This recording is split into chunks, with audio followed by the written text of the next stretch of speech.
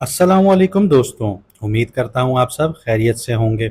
Video start करने से पहले एक छोटा सा मैसेज उन लोगों के लिए जिनको अपना हॉरोस्कोप, स्टार साइन, अपना बुर्ज या फिर जिसको आप लोग राशि कहते हैं, अगर नहीं पता, नहीं जानते तो हमें कमेंट सेक्शन में या फिर व्हाट्सएप पर अपनी original date of birth message कर सकते हैं। हम आपको आपका हॉरोस्कोप, आपका स्टार साइन, आपका बुर्ज या फिर राशि आप लोगों को बता देंगे। तो अब आते हैं वीडियो की तरफ। दोस्तों, आज की वीडियो में हम केतु को डिस्कस करेंगे। केतु एस्ट्रोलॉजी में कितनी अहमियत का हामिल है। सबसे पहले तो मैं आपको ये बता दूं कि एस्ट्रोलॉजी में केतु जो है वो इंसान की स्पिरिचुअल ग्रोथ और इनर विजडम को रिप्रेजेंट करता है। सेकेंडली, केतु जो मटेरियलिस्टिक डिजायर्स होती हैं उससे इंसान को डिटैचमेंट करवाता है। इसके अलावा केतु पास्ट लाइफ कार्मा को रिप्रेजेंट करता है। इसका मतलब ये है जो आपकी पास्ट लाइफ में आपके साथ जो चीज़ें जुड़ी हुई हैं उनसे जो रिलेटेड कार्माज हैं, अगर आपने अच्छे काम किए हैं तो अच्छा आपको फल मिलेगा, अगर आपने बुरा किया है तो बुरे फल मिलेंगे। ये केतु रिप्रेजेंट करता है। इसके अलावा आपकी साइकिक एबिलिटीज़, जो मेंटल आपकी एबिलिटीज़ हैं, उनको भी इन्हांस करता है और इंट्यूटिव पावर जो होती है इंसान की उसको भी बढ़ाता है। तो ये तो थे पॉजिटिव एस्पेक्ट्स केतु के। अगर आपकी कुंडली या जायचे में पॉजिटिव बैठा है केतु तो आपको ये चीज़ें मिलेंगी। अगर नेगेटिव बैठा है तो आपको कन्फ्यूजन देगा, आपकी नेगेटिव आपकी पर्सनालिटी बनेगी, आप इल्यूजन का शिकार रहेंगे, आपके किसी भी काम में क्लैरिटी नहीं होगी। इसके अलावा आपको आइसोलेशन में रखेगा केतु। आपको फील होगा कि आप अकेला रहना चाहते हैं, आपको सोशल इंटरेक्शन में मज़ा नहीं आएगा, रिलेशनशिप में आपके डिफ़िकल्टीज क्रिएट होंगी।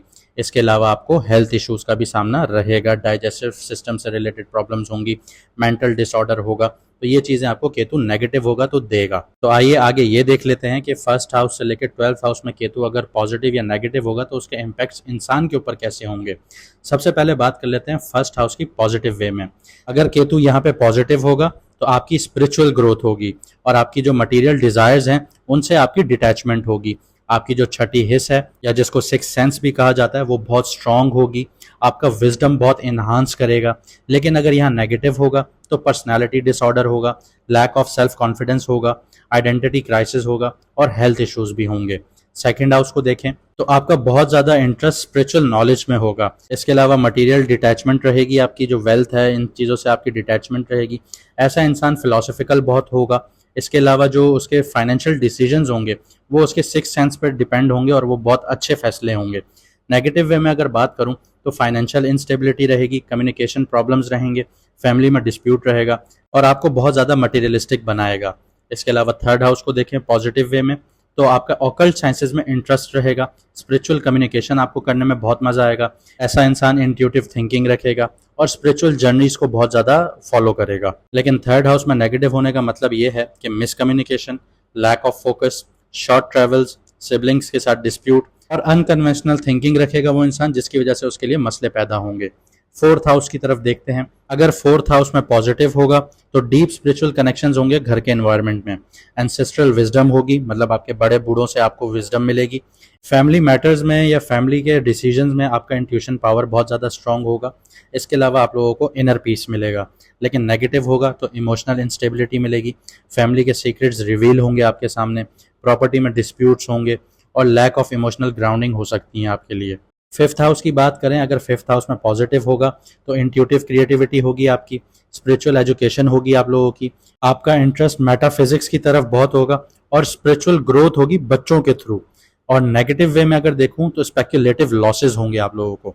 अनकन्वेंशनल वे में आप अपने बच्चों को बड़ा करने के बारे में सोचते रहेंगे, लैक ऑफ क्रिएटिविटी होगी आपके अंदर और इश्यूज आपके बच्चों के साथ हो सकते हैं। सिक्स्थ हाउस की तरफ देखें, पॉजिटिव होगा तो हीलिंग एबिलिटीज़ होंगी आपके अंदर। जैसे आपको कोई गम लगा है या आपकी स्पिरिचुअल डैमेज हुआ है तो आपके अंदर एबिलिटीज़ होंगी कि आप उसको हील कर सकते हैं।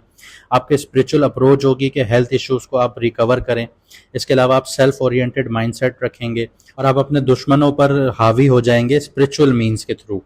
अगर नेगेटिव होगा तो आपको क्रॉनिक हेल्थ इश्यूज़ होंगे, कार्मिक एनिमीज़ होंगे आपके और लैक ऑफ रूटीन डिसिप्लिन होगा आपका और स्केपिज्म से रिलेटेड प्रॉब्लम्स हो सकती हैं। थोड़ा उन लोगों को बता दूं जिनको स्केपिज्म का मतलब नहीं पता कि आप लोगों को जैसे एक जीने की ख्वाहिश नहीं रहती, जो रियलिटी से दूर भागते हैं लोग, कोई मूवी और टीवी सीरीज का सहारा लेते हैं कि हम रियलिटी से दूर रहें। कुछ लोग सोना ज़्यादा पसंद करते हैं। तो ये एक स्केपिज्म की छोटी सी एग्जाम्पल है।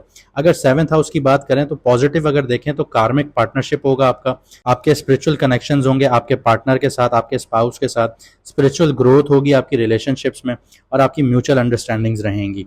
लेकिन अगर नेगेटिव होगा तो आपकी शादी में रुकावट होगी, आपके पार्टनर्स के साथ, बिजनेस पार्टनर्स हों या आपके लाइफ पार्टनर्स हों, तो उनके साथ मिसअंडरस्टैंडिंग्स बहुत ज़्यादा होंगी, लैक ऑफ कमिटमेंट का आप शिकार रहेंगे और कार्मिक इश्यूज से रिलेटेड आपको चैलेंजेस फेस करने पड़ेंगे।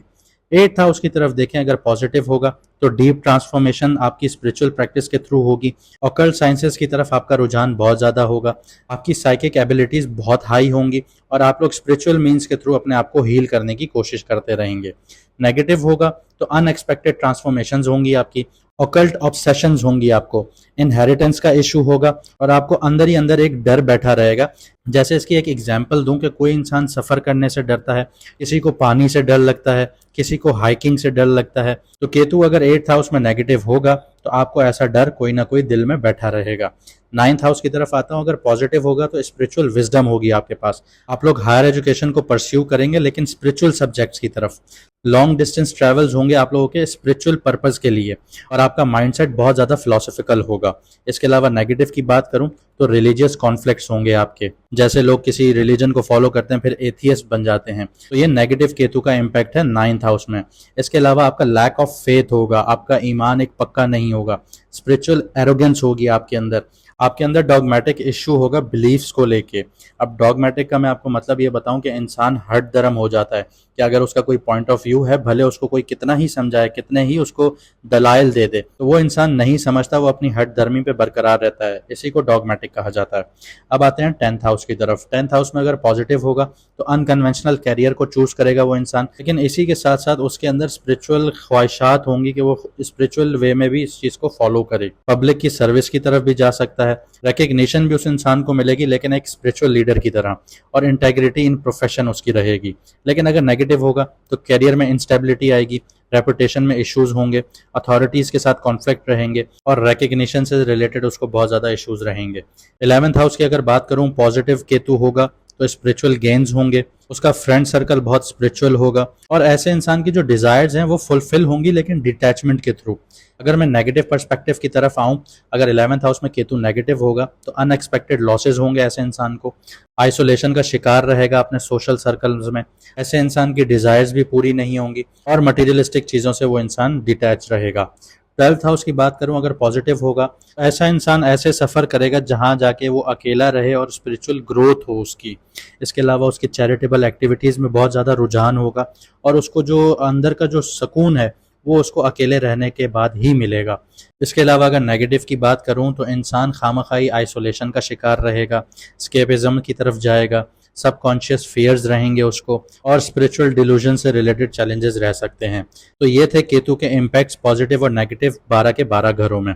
अब मैं आपको बताता हूँ कि केतु से रिलेटेड रेमेडीज क्या होनी चाहिए। अगर किसी का केतु नेगेटिव है तो वो क्या रेमेडीज फॉलो करे। सबसे पहले तो ऐसा इंसान हैसोनाइट स्टोन पहने, जिसको सिनेमन स्टोन भी कहा जाता है, लेकिन स्टोन पहनने से पहले किसी एस्ट्रोलॉजर को अपना जायचा ज़रूर दिखाइए क्योंकि दूसरी नजरात भी काउंट होती हैं। ये ना हो कि आप स्टोन पहने और आपके लिए और ज़्यादा मुश्किलात क्रिएट हो जाएं।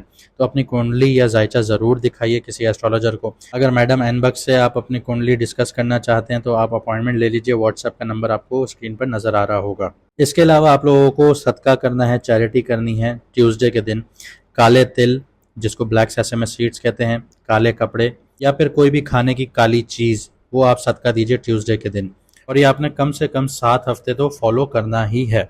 जाने से पहले फिर बताता चलूं, जो लोग अपना हॉरोस्कोप, स्टार साइन, अपना बुर्ज या फिर राशि अगर नहीं जानते तो हमें कमेंट सेक्शन पर या फिर व्हाट्सएप पर अपनी ओरिजिनल डेट ऑफ बर्थ भेज सकते हैं। हम आपको आपका राशि, आपका बुर्ज, आपका हॉरोस्कोप, आपका स्टार साइन आपको बता देंगे, तो आप लोगों को आसानी होगी वीडियो देखने में। तब तक के लिए दीजिए इजाजत, मिलते हैं अगली वीडियो में सितारों के सफर पर।